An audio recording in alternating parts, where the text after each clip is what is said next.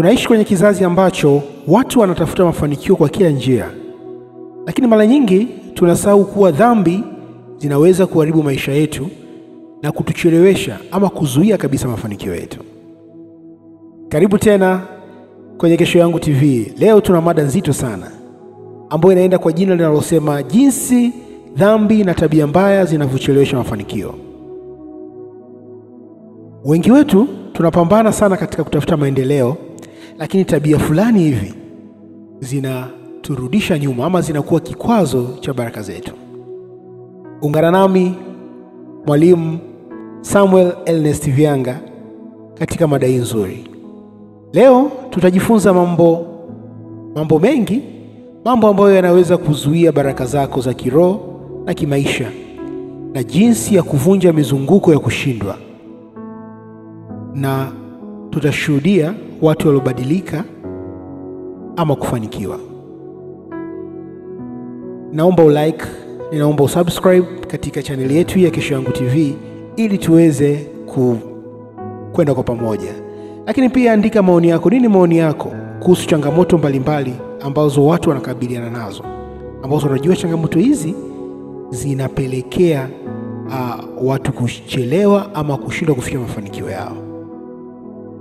Je, ni mambo yapi ambayo yanaweza kuzuia baraka zako za kiroho na za kimaisha? Kuna mambo mengi yanayoweza kuzuia baraka zako na kufanya uchelewe kufanikiwa. Yapo mambo mengi sana, lakini leo hebu tuangalie baadhi ya mambo kwa undani. Ya kwanza ni uzinzi, uasherati na ukahaba. Uzuri wa maisha ni kumheshimu Mungu na mwili wako, lakini watu wengi wanapoteza baraka kwa sababu ya kutumbukia kwenye dhambi ya ngono kabla ya ndoa, yani uasherati, lakini pia ngono nje ya ndoa, yani uzinzi, na hata kuchukulia ukahaba kama sehemu ya kazi, yani kama ni kazi ya kawaida. Unaposoma Biblia katika kitabu cha Wakorinto sura ile ya kwanza, Wakorinto wa kwanza sura ile ya 6 na mstari wa 18, Biblia inasema ikimbieni zinaa. Kila dhambi itendayo mwanadamu ni nje ya mwili wake, bali yeye azinia hutenda dhambi juu ya mwili wake mwenyewe. Madhara ya dhambi hizi katika maisha yako madhara mengi sana. Moja, inachelewesha baraka. Baraka zako zinacheleweshwa. Baada ya kujenga maisha yako, unajikuta ukipoteza muda na nguvu kwenye mahusiano yasiyo na maana. Lakini madhara pia mengine ya dhambi hii ya pili ni watoto usiowapanga. Maisha yanakuwa magumu kwa sababu hujajiandaa kuwalea. Unapata watoto ambao unaona kabisa kwamba hukujiandaa, unplanned. Lakini pia unaweza kupata magonjwa ya zinaa. Yanaweza kuathiri afya yako na hata kupunguza uwezo wako kufanikiwa. Unatumia fedha nyingi, unatumia kujitibia muda mwingi ambao hauna maana, ambao ungeweza kufanya vitu vingine. Lakini cha nne ni matumizi yasiyo lazima. Watu wengi hutumia fedha kwa mahitaji yasiyo na faida. Wengine wanahonga, unapata hela kwenda guest house, unafanya starehe, unaenda club, unaenda wapi, na mwisho unakosa maendeleo. Yaani mtu siku za mshahara ama siku ambayo anakuwa amepata fedha, basi yeye ndio anakuwa anajulikana kila club member, na mwishowe mtu wa namna hiyo anakuwa amekosa maendeleo. Ukahaba sio ajira, ni dhambi. Katika dunia sasa watu wanatafuta fedha kwa kila njia, kwa njia yoyote ile, ili kuhakikisha kwamba mtu anakuwa na fedha. Wengine wanakuambia tumia ulichonacho upate utakacho, yaani kwamba atumie sehemu za mwili wake ili apate kile ambacho anakitaka. Lakini ni lazima tuelewe kuwa Mungu hajawahi kuidhinisha ukahaba kama kazi halali. Usijione kwamba wewe ni mzuri kwamba ukatumia uzuri wako ili upate fedha. Biblia inasema katika Mithali 31, urembo udanganya na uzuri ni ubatili, bali mwanamke amchaye Bwana ndiye atakayesifiwa. Kwa hiyo ukitaka usifiwe kama mwanamke, basi ni kumcha Bwana, lakini sio kutumia mwili wako vibaya. Sio kutumia mwili wako kama sehemu ya kujipatia kipato. Abadan, hichi kitu sio kitu sahihi. Sio kitu sahihi hata kidogo. Kwa hiyo usitumie mwili wako kama sehemu ya wewe kuweza kupata fedha. Lakini pia wengi walio katika ukahaba hujikuta wanadhalilika. Unapoteza utu wako na mwishowe unakuwa na maisha ambayo yana majuto. Mungu anaweza kukuinua na kukupa njia halali za mafanikio. Muamini Mungu kwamba atakupa. usitamani mafanikio ya haraka. Usitamani kujiuza ama kutumia mwili wako kama chombo cha wewe kujipatia fedha. Sio sawa hata kidogo. Makahaba wengi wamekuwa wakipata shida. Wengi wao deep down ukimuuliza anakuwa anatamani kubadilika. Unaona, mwingine anajuta kwamba kwa nini ameishi katika maisha ambayo ameishi. Sasa kwa nini uje ufikie katika hatua hizo? Unajua moja ya sababu ambayo Mungu anataka tusitende dhambi ni Mungu anataka kulinda hisia zetu. God want to protect our memories. Unajua unaweza ukasamehewa dhambi zako zikawa zimesamehewa, lakini kuna kitu kikawa kinakusumbua ndani yako. Unakumbuka zile memories, unakumbuka idadi ya watu ambao umelala nao, unakumbuka idadi ya vitu vibaya ambavyo umevifanya.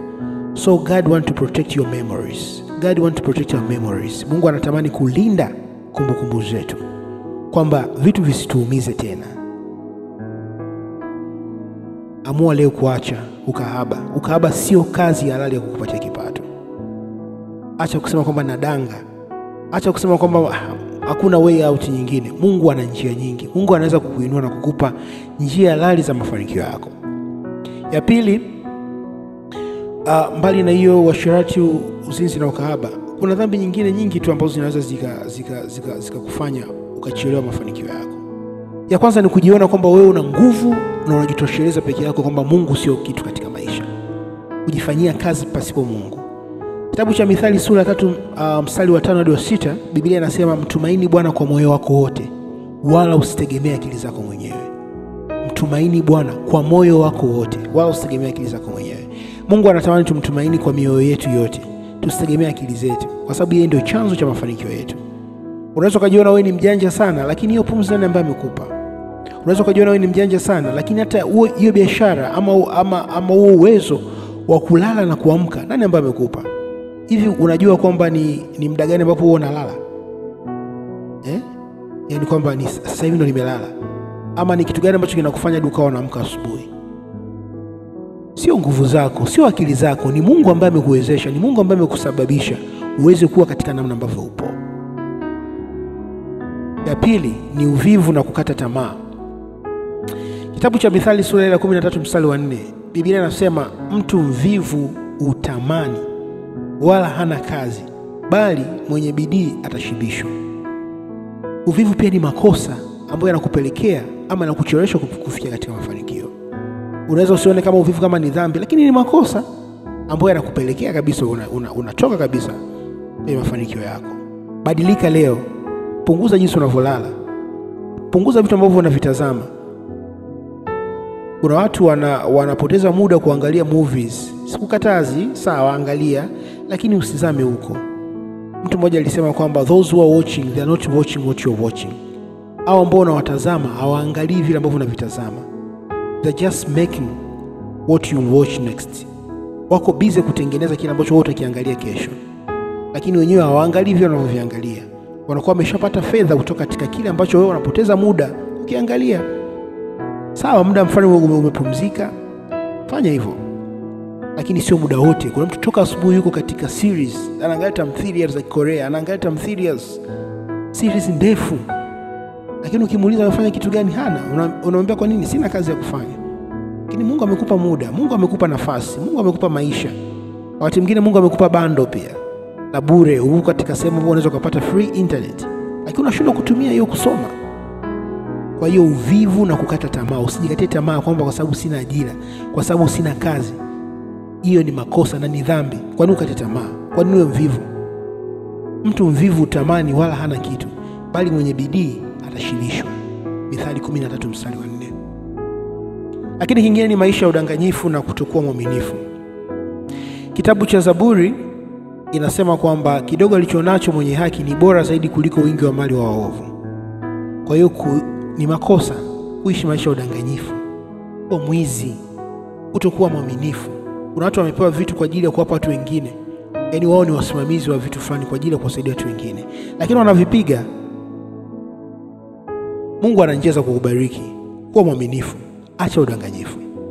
Lakini kingine ni chuki, wivu na kukosa kusamehe. Biblia inasema nanyi msalipo, nanyi msimamapo na kusali, sameheni. Ikiwa mna neno juu ya mtu, ili Baba yenu aliye mbinguni awasamehe ninyi makosa yenu. Marko 11 mstari wa 25. Kwa kuna watu wana chuki, wana wivu, wanashindwa kusamehe. Mungu hawezi kukusamehe kama wewe huwezi kusamehe watu wengine. Unakuwa na chuki, unachukia watu bila sababu. Unamchukia mtu kama vile Mungu ametoka na wewe katika kijiji kimoja, au ni ndugu yako, kwamba utasababisha kwamba Mungu asiweze kumbariki. Ama unakuwa na wivu na mtu, utamani mtu afanikiwe, utamani mtu aweze kuinuliwa, utamani mtu aweze kupata vitu. Acha chuki, acha wivu. Unachukia watu, yani unatamani hadi mtu asipate kitu. Kuna watu wanakuchukia sio kama basi akikupa hiyo kitu basi atakosa. Watu wengine ni viongozi, wao katika position ya kuruhusu tu waweze kupata kitu, lakini anakuwekea chuki hadi unashangaa. Na sio kama basi wewe ukipata basi yeye atakosa. Hapana, lakini ni basi tu mtu anaamua kukuchukia.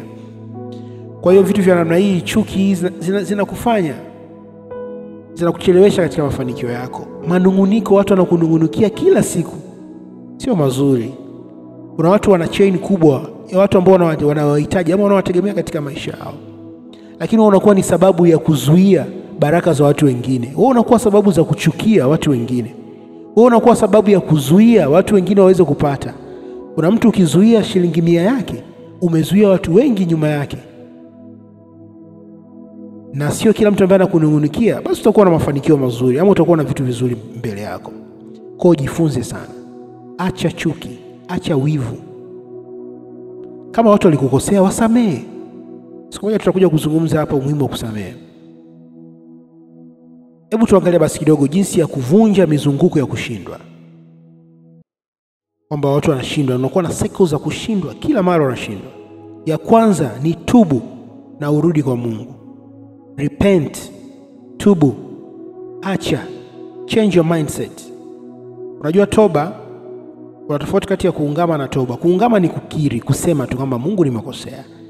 Lakini toba ama kurepent ni kuamua, yani ni change your mindset, kubadilisha vile ambavyo unafikiria kuhusu dhambi ama kuhusu makosa ambayo unayafanya. Biblia katika kitabu cha Mambo ya Nyakati wa pili sura ya 7 mstari wa 14. Mambo ya Nyakati. Mambo ya Nyakati, kitabu kizuri sana hichi cha Mambo ya Nyakati. Tafungua tusome kwa haraka. Mambo ya Nyakati wa pili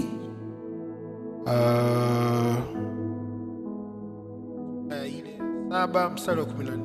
Mstari ambao unafahamika sana. Second Chronicles, Mambo ya Nyakati wa pili sura ya 7 na mstari wa 14.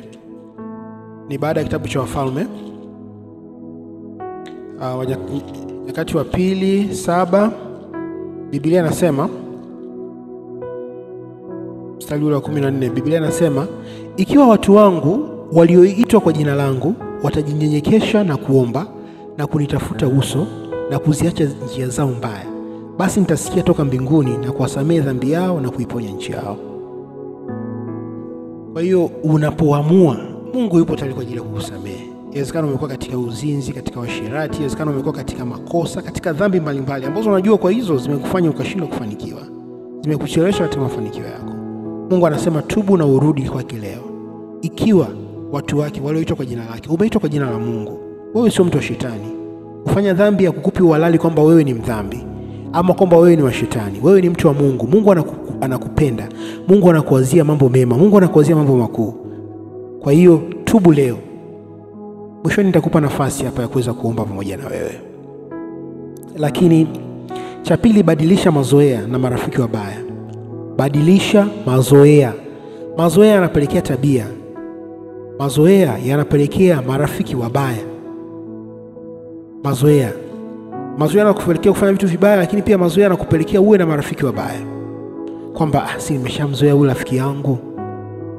Kwa hiyo badilisha mazoea, badilisha marafiki wabaya. Kwa sababu ukifanya hivyo ndio utavunja mzunguko huo wa kushindwa. Break that cycle of failure. Sawa rafiki yangu. Kuna gharama. There is always a price to pay. Sio rahisi pia kuwaacha marafiki zako, sio rahisi kubadilika, lakini ukitaka haswa uweze kufikia katika mafanikio yako, badilisha marafiki wabaya, badilisha mazoea. Kwa sababu kupitia hayo Umekuwa ukianguka mara nyingi na umekuwa ukiwakumbatia watu namna hiyo. Kwani sasa uendelee kuwakumbatia ama kufanya vitu ambavyo unaona kabisa hivi vina nini? Mwingine anakuambia kwamba hakuna njia, hakuna way out, wewe danga tu, ama fanya vitu fulani hivi. Unajichelewesha. Unaweza kuona kama vile unafanikiwa, sawa? Kwamba sinapataga fedha siku zote, mtu analipia kodi, analipia chumba, sawa? Lakini elewa kabisa kwamba hautakuwa na maisha yenye furaha. Vitu kama vitakuja kutokea hadi kwa watoto wako. What if umepata fedha nyingi kupitia ukahaba, alafu unakuja unaambiwa kwamba umebakiza mwaka mmoja tu kuishi, ama huko hospitali unajiuguza tu kila siku,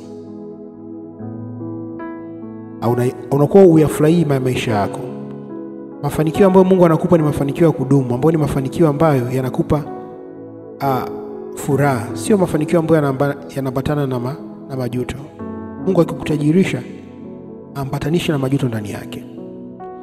Ukisoma kitabu cha Wakorinto wa kwanza sura ile ya 15 na mstari wa 33, Biblia inasema, msidanganyike, mazungumzo mabaya huharibu tabia njema. Msidanganyike, mazungumzo mabaya huharibu tabia njema. Tumieni akili kama ipasavyo, wala msitende dhambi, kwa maana wengine hawamjui Mungu. Ninanena hayo nisiwafedheshe. Bwana Yesu asifiwe. Tumieni akili kama ipasavyo, wala msitende dhambi. Mazungumzo mabaya yanaharibu tabia njema. Kila kitu kinaanzia kwenye mazungumzo. Kwa badilisha mazoea. Rafiki zako hao ambao unazungumza nao wana impact vitu gani? Faith comes by hearing. Imani huja kwa kusikia. Jinsi unavyosikia na kusikia na kusikia, ndivyo ambavyo inaenda kuleta mabadiliko kwako. Sawa sawa? Kwa hiyo ukitaka ubadilishe, badilisha pia na namna unavyosikia, badilisha na namna ambavyo unahisi, badilisha na namna ambavyo unatazama, kwa sababu mazungumzo mabaya huharibu tabia njema. Mazungumzo mabaya huharibu tabia njema. Nikusii, badilisha mazungumzo mabaya, badilisha bad companies, sababu hizo ndio zinazokuharibu katika tabia yako. Lakini pia fuata kanuni za Mungu za kifedha na maisha. Mungu ana kanuni zake. Fuata kanuni za Mungu. Usione kwamba vitu kwa sababu jamii inasema kwamba ni vitu sahihi basi nawe ndio uvifanye. Mungu anataka ufanye kitu gani? Mungu anataka kukubariki. Je, hiyo njia ambayo unatumia kupata fedha, unafikiri ni njia halali? Ama ni njia sahihi, ama inampendeza Mungu? Ama unaweza kusimama kanisani na kushuhudia kwamba nimepata fedha katika njia hii? Jamii inafundisha vitu ambavyo viko tofauti. Huwezi kuniambia mimi kwamba eti umeenda kujiuza ili upate hela kununua Biblia. Mungu ana kanuni. Kwa hiyo fuata kanuni za Mungu za kifedha na maisha. Sawa sawa? Na ukitoa, Mungu anakupa. Kwa sababu kipimo kile ambacho unapima ndicho ambacho utaenda kupimiwa pia. Unaweza kuona katika Luka 6:38. Lakini pia omba usiache, pray without ceasing. Omba usiache kuomba. Maombi yanakupa nguvu mpya, maombi yanakusababisha zaidi na zaidi uweze kusogea kwa Mungu. Lakini pia usiache pia kufanya kazi kwa bidii pale inakuwa umeomba. Mungu anajibu maombi, lakini Mungu anajibu kazi za mikono yako. Anabariki kazi za mikono. He blesses the work of your hands. Kwa hiyo omba kwa bidii, lakini pia fanya kazi. Unapata nafasi ya kufanya kazi, fanya kazi. Usiwe mtu unaomba tu kufanya kazi hutaki. No. That's not good. Omba na fanya kazi kwa bidii. Mungu anabariki, Mungu anafungua, Mungu anakupa hekima. Unapoanza kufanya kazi, Mungu anakupa wazo. Kutoka na wazo hili mwanangu. Hivi kweli unashindwa kutengeneza chapati? Unadanga kweli? Unaweza ukajifunza tu namna kutengeneza chapati nzuri zilizochambuka. Ingia YouTube, andika namna kupika chapati nzuri zilizochambuka, namna kupika hafukia kitamu. Unapata mafunzo, jifunze. Bobea katika eneo moja. Asubuhi tembeza hivyo vitafuna katika ofisi, katika sehemu mbalimbali. Jibrandi vizuri, vaa vizuri. Fanya kazi kwa bidii. Mungu anaweza kukusaidia ukabadilika. Hebu tusome kitabu cha Yakobo 2:17. The book of James, Yakobo 2:17. Biblia Vivyo hivyo imani isipokuwa na matendo imekufa nafsini mwake. Mstari wa 18, lakini mtu atasema, wewe unayo imani nami ninayo matendo. Nionyeshe imani pasipo matendo, nami nitakuonyesha imani yangu kwa njia ya matendo. Wewe waamini ya kuwa Mungu ni mmoja, watenda vyema. Mashetani nao wanaamini na kutetemeka. Lakini unataka kujua, wewe mwanadamu usiye na kitu, kwamba imani pasipo matendo haizai. Kwa hiyo ni lazima uweze kuambatanisha imani na matendo. Fanya vitu. Anza na kitu kidogo ambacho uko nacho. Na wazo dogo lile lile. Mungu anapotaka kukutajirisha, akupe fedha, anakupa mawazo. Wazo dogo, anza nalo hilo hilo. Fanya katika namna ndogo. Mungu anakupa kesho hekima, unatanuka, unaenda kufanya vitu vikubwa. Usikalili, usiwe na mazoea kwamba nimeshazoea najiuza, nimeshazoea nafanya vitu hivi. Dhambi na tabia mbaya zinakuchelewesha katika mafanikio yako. Ngoja nikupe ushuhuda kidogo afu tuende kuomba. Kuna mtu anaitwa George Foreman. Aliacha maisha ya dhambi na anasa, akawa mhubiri na mfanyabiashara mwenye mafanikio. Lakini kuna mtu anaitwa Tyler Perry. Alikulia katika maisha magumu, lakini alipompa Mungu nafasi, akawa ni mmoja wa waandaji wa filamu zenye mafanikio. Tyler Perry tunamfahamu sana. Films nyingi za Tyler Perry umekuwa ukiziangalia. Tyler Perry, filamu zake nyingi umeona, nyingi sana tumeziangalia. Kuna filamu kama nini za Tyler Perry, labda nikukumbushe kidogo. Kuna The Diary of a Mad Black Woman, umeona, na nyingine nyingi. Umeona The Precity, Beauty in Black, Why Did I Get Married ya mwaka 2007. Tyler Perry kaandika stories nyingi sana. Lakini Tyler Perry alikulia katika maisha ya kawaida, akaamua kumpa Mungu nafasi. Lakini kuna Chris Gardner, kutoka kwenye umaskini wa kulala mtaani hadi kuwa mfanyabiashara mkubwa. Lakini pia kuna pastor huyu Apostle David Oyedepo. Alijifunza kanuni za kifedha na kimaisha kutoka kwa Mungu. Leo ni mhubiri, alikuwa na mafanikio makubwa sana. Kwa hiyo dhambi na makosa, dhambi kama uzinzi, uasherati, ukahaba, wivu, chuki na tabia nyingine mbaya zinaweza kuzuia baraka zetu. Lakini Mungu anakupa nafasi ya kubadilika. Sijajua unapitia kitu gani, sijajua uko katika dhambi gani ambayo umeona kabisa imekuwa ikikurudisha nyuma. Kwa sababu unapokuwa na dhambi pia unakosa pia ujasiri wa kumwomba Mungu. Unahukumiwa ndani, unakosa kabisa kumwomba Mungu awe baraka katika maisha yako. Unajiuza, unapata hela kwa kudanga. Utamwombaje Mungu aweze kuwa sehemu ya mafanikio yako? Kama unataka kumpokea Yesu sasa, akuwezeshe. Maana Mungu sio kwamba tu anataka kukusaidia. Mungu anataka uwe na mahusiano na yeye kwanza. Sema maneno haya, nifuatishe maneno haya. Sema, Bwana Yesu, ninakuja kwako. Nimetambua kwamba mimi ni mwenye dhambi. Nimekuwa nikitamani mafanikio nje ya wewe. Nimekukosea Bwana.